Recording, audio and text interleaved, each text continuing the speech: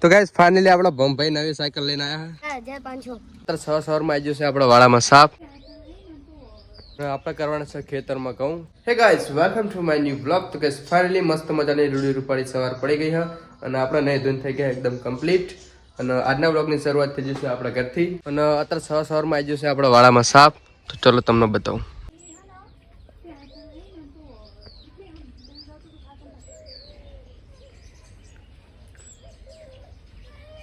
તો guys finally આપણા ભમભાઈ નવી સાયકલ લઈને આયા છે. તારું નામ શું સાચું?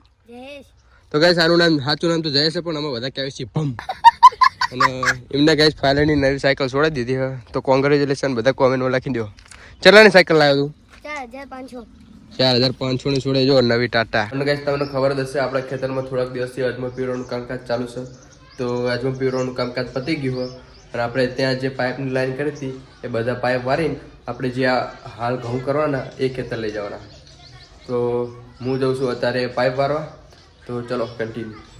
અને બાઇક લઈને ખેતર તો પકી ગયો હું અને આ બધા જે પાઇપ લાંબા કરેલા હોય એ આપણે વારિંગ ઘરે લઈ જવાના હા. તો સૌથી પહેલાં પાઇપની અંદર જે પાણી હશે એ બધું કાઢી નાખવી અને પછી પાઇપ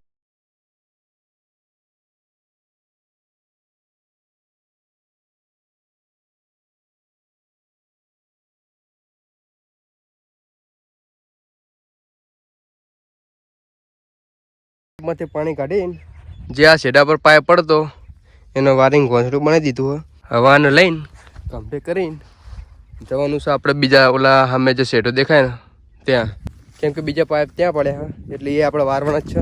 અને આ જે વારેલો પાઇપ છે એને હું પેલા હામાં શેડેથી લઈને આવ્યો છું અને આ પાઇપ જે પડ્યો એને વારવાનો બાકી છે અને આ જે વાંકો ચૂકો એને પણ વારવાનો બાકી છે. અને આ જે સિંગાળા પાઇપ છે એની અંદરથી પાણી કાઢી વારવું અને બધા પાઇપ વારીને મેકવું એટલે આપણે સીધું ટ્રેક્ટર લઈને આવી અને બધું ટ્રોલી નાખીને ઘરે.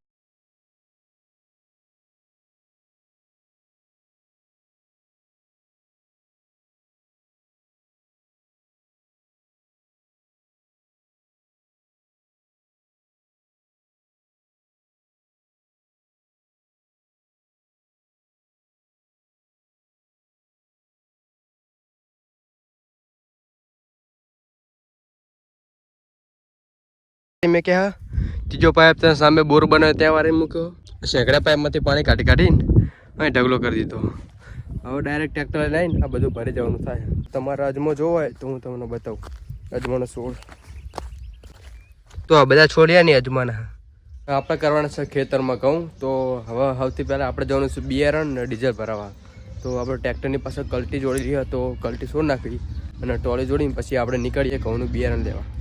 તો સૌથી પહેલાં આ કલટી જોડી લે એ આપણે છોડ નાખી અને આ ટોલીને આપણે આ ટ્રેક્ટર સાથે જોડવાની. અને ફરી ટ્રેક્ટર પાસે ટોલી જોડીને હું નીકળી ગયો છું આપણા ઘઉંનું બિયારણ લેવા અને પોકી ગયો છું ટ્રેક્ટર લઈને અડધે.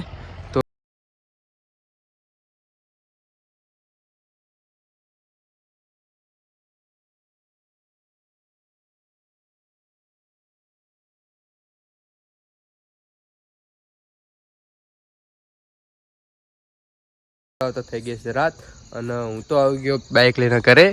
અને મારા પપ્પા ઘઉંનું બિયારણ ભરેલું ટ્રેક્ટર લઈને આવે છે પાછળ કેમ કે એમને ભરવાનું હતું ડીઝલ. તો એ ગયા હતા પેટ્રોલ પંપે. હું એમને ટ્રેક્ટર સોંપીને એમની જોડેથી બાઇક લઈને આવી ગયો ફટાફટ ઘરે.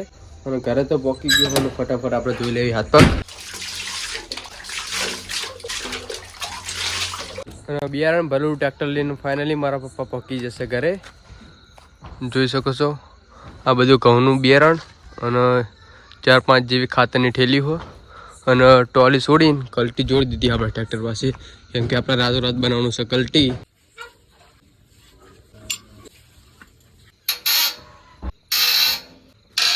અને ફાઇનલી કલટી બનાવીને કરી નાખ્યું એકદમ કમ્પ્લીટ. ફારવા બારવા લગાવી દીધા અને પાછળ હમાર પર જોડી દીધો.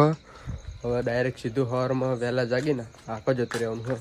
અને કલટી બનાવીને આવી જઈશું આપણે પૂરી બાબુના ઘરે કેમ કે એમને બને છે કોકા પાક. તો હું આવ્યો છું કોકા પાક ખાવા. કોકા પાક તો સરસ બને છે. कारी मफत से कोका पाक ठप करवाई जियो. टेस्टी टेस्टी लग रहा है, आपको खाना है तो आ जाओ.